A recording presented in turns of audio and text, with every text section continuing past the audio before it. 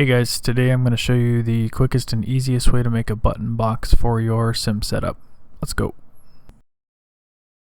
First up, we're going to head straight over to Amazon, search up these 3 key items you'll need, and buy them. Several days later. Alright, after you've got those, you're going to need a pin, drill with a drill bit, step bit if you've got one. Alright, so first thing from Amazon is going to be a standard project box. It's got a couple screws. Next thing you're going to get is the PCB board, which is a generic USB controller. It will also come with a couple wires for plugging in the buttons and a power cable. Next you're going to have the buttons. It's going to come with a couple washers and bolts to get these mounted. Alright, first thing, got a little cut off here. Basically this is just seating the seal. This is completely optional. It's supposed to be a weatherproof project box. I also opted for the version that has the mounting holes on the outside because I plan to create a mount for this on my sim rig. Alright, first steps, you're going to need your project box, some tape, a marker or a pen, and a tape measure. We're going to grab some tape. You can watch me struggle here and cover the top of the box. The reason for this is to measure the distance across and width so that we can create some center lines to start planning the button layout.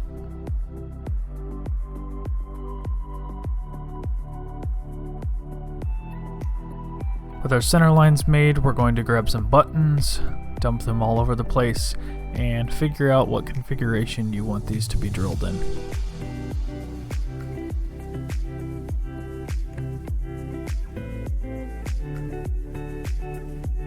After that, we're going to grab the drill, mark out a couple holes, and we're going to move up to a step bit. If you don't have a step bit, you can gradually move up in drill bits. The step bit I have here is just something generic from Harbor Freight, and we're going for the inner diameter of the button and not the outer because we want the lip on the outside to hold itself steady.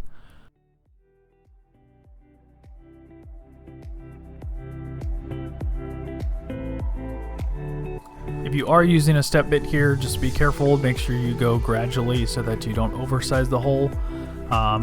In this clip here, you can see that we went up to about 5/8, and these buttons are 13mm buttons.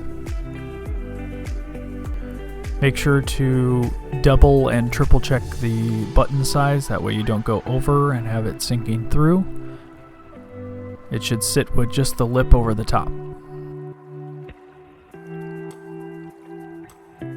Take some time to clean up the insane amount of plastic you're going to spread all over your desk.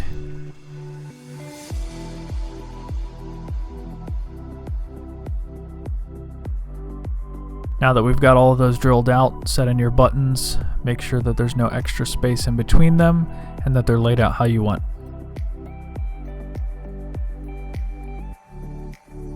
Got our holes drilled, you can grab the washers and bolts that came with the buttons, and you're going to need a washer and a nut for each button that you plan to put.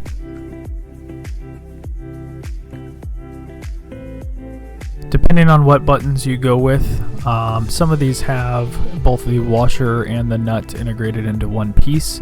The ones that I chose here had them separated, so these are going to be laid out with the button pushed through the front, a washer in between the button on the back side, and the nut. After you hand tighten these, you're going to want to grab an 18mm socket or hand wrench if you've got one, and hold the front lip of these while you tighten them down to make sure that they're not spinning around in place. Now that you've got all of your buttons laid out, make sure that they're in place how you want, everything looks good, and then we'll move on to getting the PCB and wiring laid out.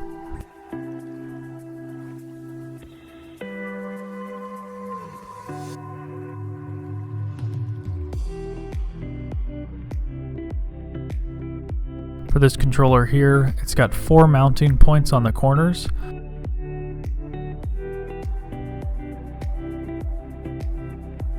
As you can see with the box provided, the standoffs that are integrated into it do not fit for this board.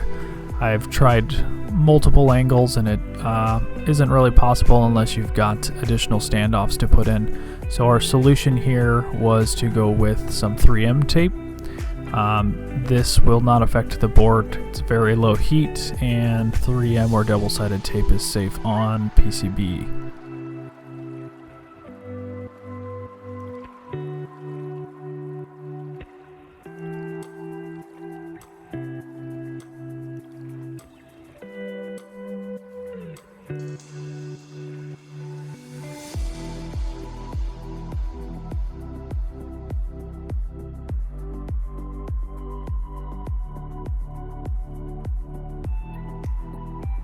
With the double-sided tape on, we're just going to push the board in diagonal. As you can see, it holds on perfectly fine. Just give it a couple light presses on the corners and sides. Make sure that this sets in.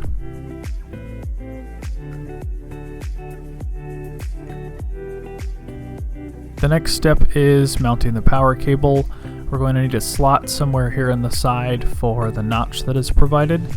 As you can see, it comes with a little grommet to grab onto the side. That way if it gets tugged on, you're not ripping cables out. This portion of the clip got deleted for some reason. However, I just used a drill bit on the side and drilled a hole out big enough to slot this in. With that slotted in, just give it a few light tugs, make sure it's not going to fall out. Now that we've got that in, we'll move on to the cabling. These cables in particular have a tooth on one side, so they only go in one way. And you've got 12 slots on the longer side of the board. You just pop these into place. For each of these, the opposite end is going to connect onto the two prongs for your buttons. It doesn't matter what side these go to, just make sure that they seat in correctly. Now that you've got all of these in, zip ties are optional. I decided to go with this just for a cleaner look on the inside.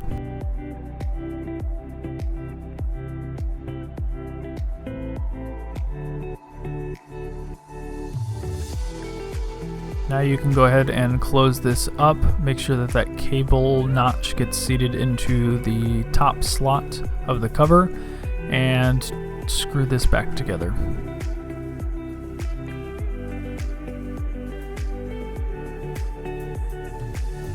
Alright guys, that is about it. Quick and easy.